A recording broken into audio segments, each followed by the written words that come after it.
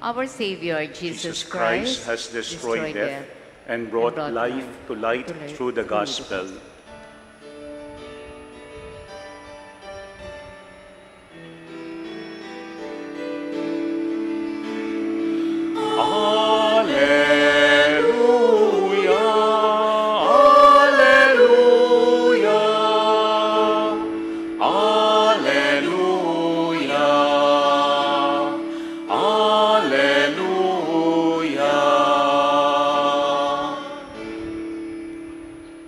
Sisters and brothers, the Lord be with you. And with your spirit. A reading from the Holy Gospel according to Mark. Glory to you, O Lord.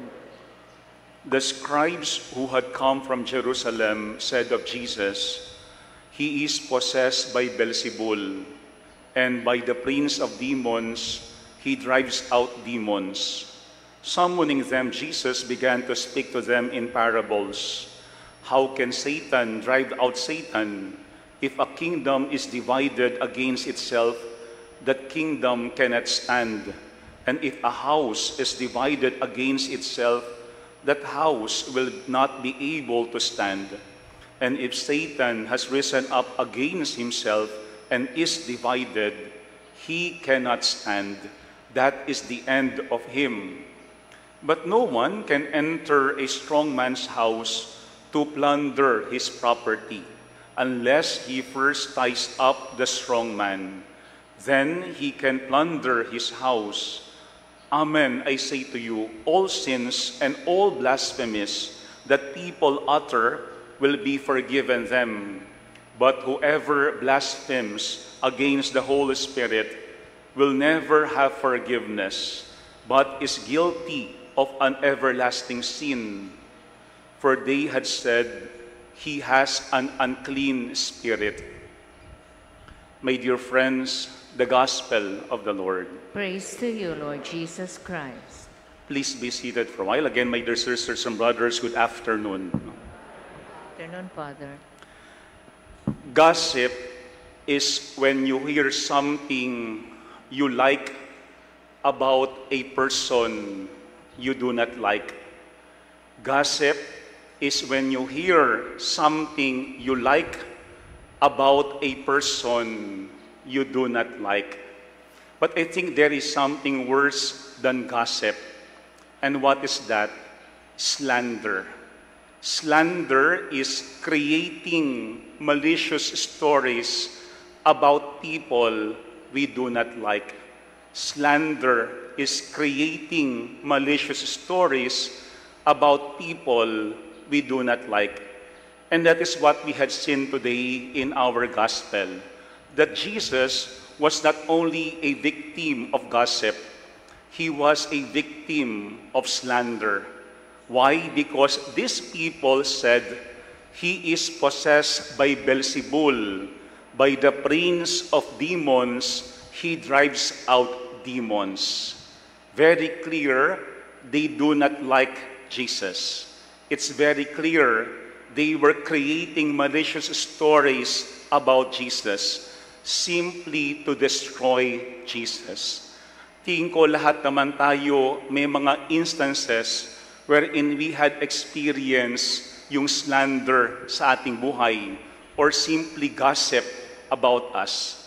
Maaaring tayo ay pinagkwentuhan, maaaring tayo ay nasiraan, pwedeng tayo ang nagkwento sa ating kapwa, pwedeng tayo ang nanirang puri tungkol sa ibang mga tao na ayaw natin.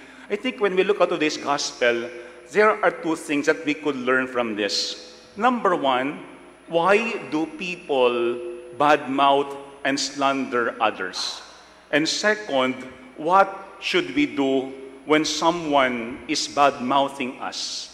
Ano ba yung dahilan bakit naninirang puri ang ilang mga tao? At pangalawa, ano yung ating pwedeng gawin kapag tayo ay chinichismis at sinisiraan ng ating kapwa? Number one, why do people badmouth and slander others? I think there are different reasons why people do that to others. But let me give you 3 reasons why people do that. Bakit naninirang puri ang isang tao? Number one is because of insecurity. No? Because of insecurity. People who feel insecure about themselves may try to bring others down to feel better about themselves and elevate their status. Kaya nga merong mga tao na kapag tayo ay inggit sa kanila, kapag hindi natin nakuha yung nakuha nila, kapag sila mismo ang pumalit sa ating posisyon, then naiinis tayo sa mga taong katulad nila. Why? Because of insecurity. But my dear friends, we do not have to destroy other people so that we would look good in front of others. Hindi natin kailangan siraan ang ibang tao para lamang maging mabango ang tingin ng iba sa atin. First reason is insecurity. Second reason is manipulation. People may slander others to manipulate perceptions, especially in our competitive environment, para magkaroon ng advantage against others, lalo na sa ating workplace or even in our politics. Kailangan ma-manipulate natin yung thinking ng ating kapwa so that there will be more people who will hate people that we do not like. Kaya nga ang sinasabi natin, people who easily believe stories, malicious stories, are people who do not think and reflect. Sila yung hindi nag-iisip. Sila yung mga hindi nagninilay. Kasi sometimes we could also have the tendency to simply give in to what other people say about others, na thinking, bakit ba talaga ayaw ng mga tao sa kanila? Second, to manipulate. Manipulation. Kasi minsan, yung mga taong may galit sa iba, naghahanap ng kakampi para mas marami ang magalit sa mga taong ayaw natin. Second, manipulation. And the third reason, I think, why people badmouth and blaspheme or slander others is because of projection.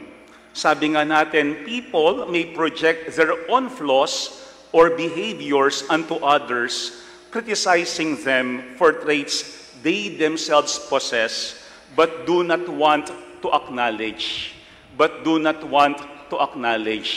Minsan, yung slander is a reflection not of other people, but a reflection of ourselves.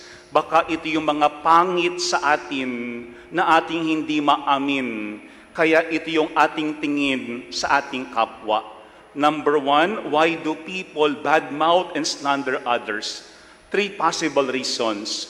First, insecurity. Second, manipulation. And third, projection. But the second is this: what do we do when someone is bad-mouthing us?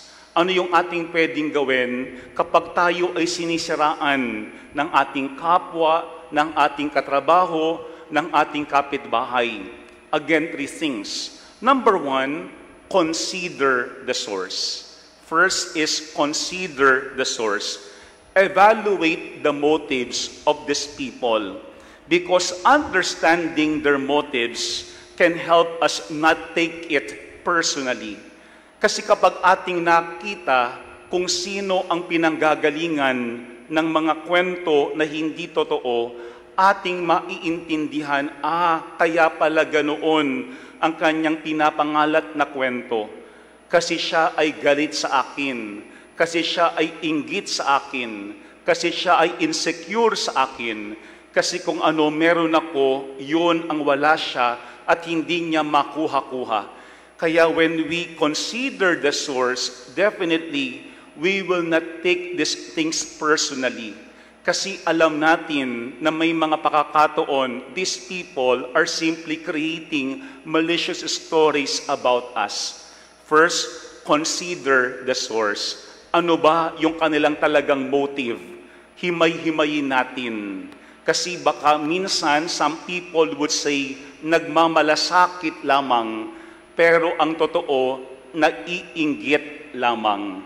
kaya naninira lamang. Second, what we could also do is choose not to engage.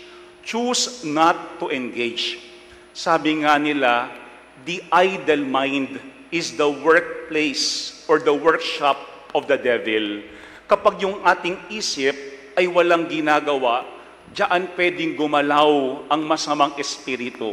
And people who are fond of gossiping and slandering others are people who have a lot of time in their hands. Sila yung napakaraming oras sa kanilang mga kamay.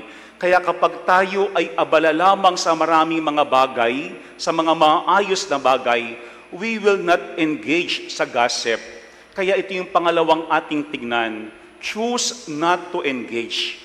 When you see your office mate talking about somebody, talking about that person that he or she does not like, call their attention.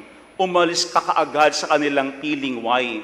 Because staying in their presence would give a sign that you are enjoying what they are saying and doing. Kasi kapag ating hindi pinansin ang mga taong gumagawa ng pangit at hindi totoong kwento, sila'y nawawalan ng control sa atin. Remember, these people will only have control over us if we always look at what they are doing, if we are taking seriously what they are saying, if we are paying attention to them. Sabi nga natin, huwag papansinin ang mga taong walang kwenta. Para sa isang banda, hindi natin sila binibigyan ng lakas sa ating buhay. But the third thing I think that we have to do, like in our gospel, is commit yourself to goodness and truth. Commit yourself to goodness and truth. Because there will always be people who will gossip about us.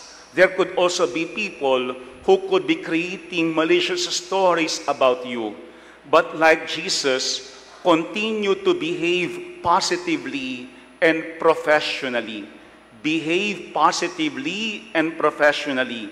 Over time, our actions will speak louder than the malicious stories some people had created. Darating at darating pa rin ang panahon kung saan mapapatunayan sino ba talaga ang mabuti at kung sino ba ang gumagawa lamang ng kwento o ng istorya. Third, commit yourself to goodness and truth. Like Jesus, even if people were bad-mouthing him, even if people were gossiping about him, Jesus continuously do what is good and what is pleasing to the Father. Sana tayo din, huwag nating hayaan na ang mga taong masama ang magpabago sa ating kabutihan, ang magpatigil sa atin sa paggawa ng tama at mabuti sa ating kapwa. 3 things that we could do when people badmouth us. First, consider the source. Second, choose not to engage. And third, commit yourself to goodness and truth. Let me end our reflection with a quote that I have read. Ang sabi doon, a lot of problems would disappear if we talk to each other instead of talking about each other. Let me repeat it. A lot of problems would disappear if we talk to each other instead of talking about each other. Yung mga bagay na ating hindi kayang harapin at ating hindi kayang pag-usapan ng sarilinan ay walang kwenta at walang solusyon sa ating buhay. Yung gossiping, yung slander, they are sickness. Pero first, so that we could receive healing and cure, we also have to admit that we are sick. Kailangan natin munang tanggapin kung ano yung ating karamdaman para tayo mismo ay matulungan. Amen.